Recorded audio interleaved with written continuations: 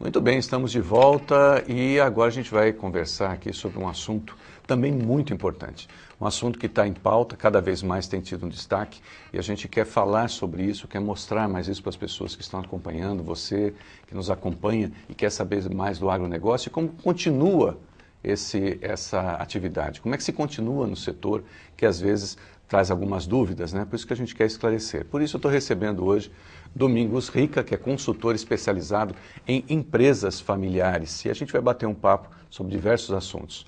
Primeiramente, Domingos, satisfação recebê-lo, seja bem-vindo. Muito obrigado, bom dia, obrigado pelo convite.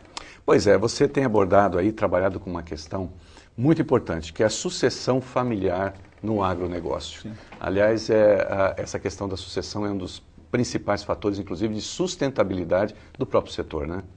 Exatamente, porque o grande problema da empresa familiar, o que a gente vivenciou e vivencia nesses 23 anos de empresa, é a seguinte coisa, porque nem sempre o sonho do pai é o sonho do filho.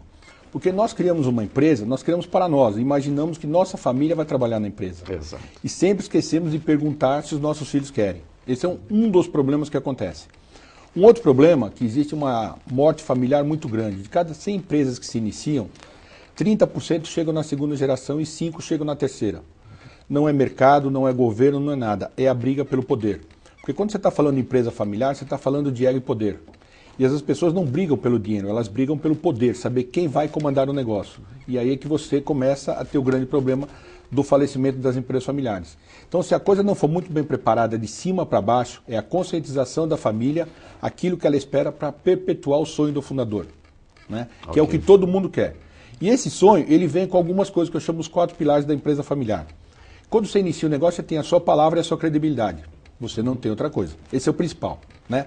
Depois você tem uma coisa chamada perseverança, que você mesmo acredita e essa perseverança está linkada à sua fé. Aquilo que você tem, independentemente seja ela qual for. Depois você tem um carisma e uma liderança, que isso é o mais difícil, porque isso você não consegue transmitir, você não passar. Eu digo sempre, se fosse isso, o Silvio Santos seria a maior cadeia de televisão do mundo, né? Porque carisma e liderança ali, né? Não tem, então quer dizer, você imagina, não tem essa dificuldade. E depois a cultura que ele traz da empresa. Então quer dizer, como você pegar isso que foi criado à base do seu negócio e transferir para a segunda, terceira ou quarta geração? Quando você fala em sucessão, primeiramente, não é tirar o dono da empresa, né? Do seu negócio, da sua fazenda. Se você quer quebrar a empresa, tire ele do negócio. Porque tem coisa que está só na cabeça dele. Porque quando você inicia um negócio, tem coisa que você vai fazendo que as pessoas chamam, porque ele é muito centralizador. Ele é centralizador porque ele é sozinho, né? Então ele acorda de manhã e só volta à noite para dormir. Né? Não tem outra opção. Porque ele é sozinho. Ou ele põe comida em casa ou ele contrata as pessoas. Então ele abre, ele faz tudo, né? É verdade. E aí isso vai passando o tempo. O negócio vai crescendo, mas a forma de trabalho dele foi centralizador. Não é porque ele quer ou porque ele está querendo poder. É por uma necessidade de sobrevivência do negócio dele, né? E quando você fala em sucessão, você não vai disputar poder, quem é melhor ou quem é pior. Todas as gerações são importantes no negócio, desde que ela entenda a base de como começou o negócio. Porque a primeira geração, ela é criada pelo trabalho. Certo. Ele ganha, investe na empresa, ganha, investe na empresa, ganha, investe na empresa. A segunda geração, um pouco, porque ainda o fundador está vivo no negócio. A terceira geração, se não for muito bem preparada, ela primeiro pensa no status e depois pensa na empresa. Né? Eu estou generalizando, mas isso é uma realidade. Sim. Então é fazer com que essa união de primeira, segunda, terceira, quarta, quinta geração, elas têm que entender uma coisa só, a empresa em primeiro lugar. Sucessão é a empresa e depois o resto. Então as pessoas têm que se adaptar à empresa e não a empresa às pessoas. Exato. Porque se você profissionalizar essa gestão, né, você tem isso. E uma das outras coisas mais importantes que a gente enxerga é a transparência na família. Porque eu escolho o meu sócio, né? Os meus herdeiros não vão escolher o sócio.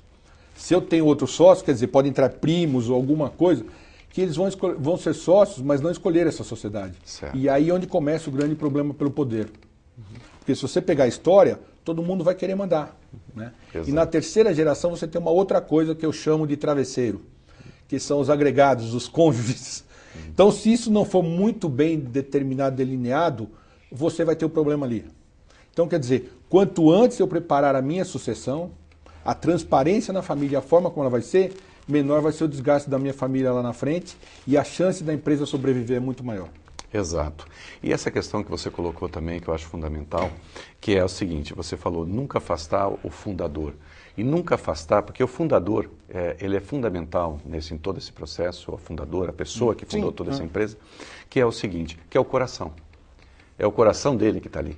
Quer dizer, as formas de gestão muitas vezes vão mudar, né? A maneira de administrar aquela empresa ela vai mudar, mas se manter aquele ideal. E aquele ideal ele pode ser atualizado a todo momento, só de uma forma diferente, mas manter qual era o objetivo. Então isso é fundamental para que permaneça unido e aí possa cada vez mais prosperar. Esse é um fator, acho que é importante. E aí, além de ser fundamental, e além disso, eu ouvi de alguns dentro do próprio agronegócio que eles dizem a seguinte coisa: eu não criei meus filhos, mas eu criei este filho, né?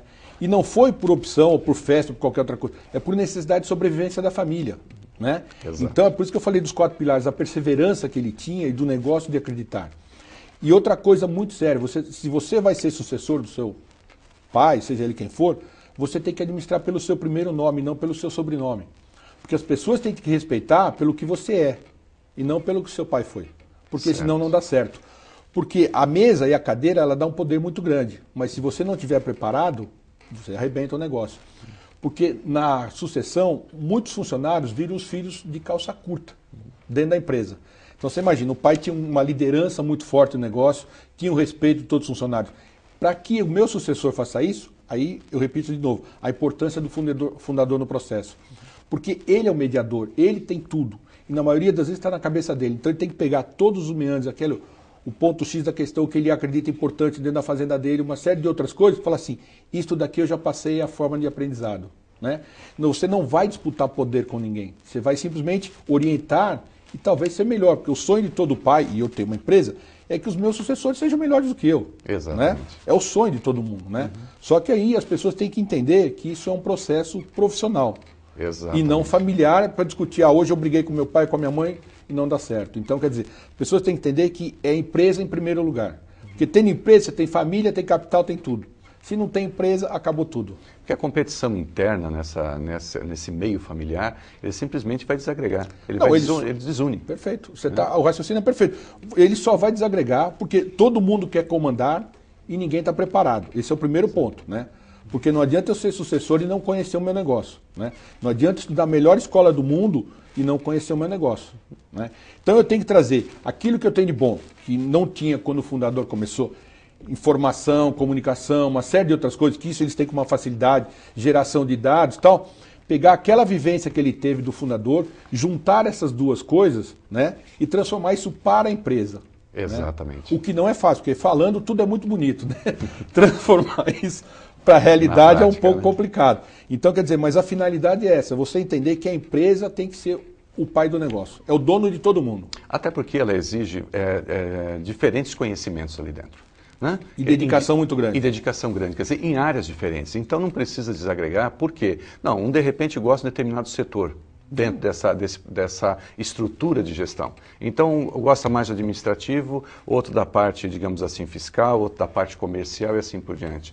Né? E aí que entra outra questão também que você abordou, que eu vi que eu acho fantástica, a questão da capacitação, a questão do preparo técnico para isso. Então pode se preparar tecnicamente para aquela atividade que você tenha mais afinidade, que você tem mais interesse. Aí você só vai somar com isso. Né? A finalidade, por isso que eu digo, toda sucessão é bem feita quando o fundador é vivo. Né? Porque ele consegue articular e fazer com que as pessoas entendam isso. Se você tem uma morte prematura, como uma coisa pode acontecer, e isso não está solucionado ou preparado, você vai ter um problema familiar muito grande, que isso ocorre, eu tenho alguns casos. Então, quer dizer, quanto antes isso for arrumado, porque nem sempre, porque o fundador tem, por que ele tem todo o conhecimento? Porque ele iniciou, ele plantou o primeiro pé, falou, está aqui o meu eucalipto, seja o que for, está aqui. Ele começou a entender o negócio. O negócio vai crescendo, ninguém vai conseguir entender tudo. É quase humanamente impossível. Então você tem que se especializar em algumas áreas. E aí quando você tem uma família muito grande, o que estrutura isso para que as pessoas se entendam? Né? Não existe um comandante. Existe um conselho de administração formado pelos sucessores que trabalham dentro da empresa, que vão tomar decisões juntas. Porque aí você acaba com o legado do presidente, vamos chamar assim, e o presidente passa a ser um conselho de administração gerido pela própria família ou por quem trabalha dentro da própria empresa. Porque a finalidade é você tirar o ego das pessoas num processo de sucessão. Exatamente. Quando você trabalha em bem comum, o ego não entra em cena. Você pode pegar ele dono não de participa. Né? Ele não está preocupado com o status para dizer que ele é o dono, ele não quer carro bonito, porque tudo que ele fez, o negócio dele era ver o negócio dele crescer.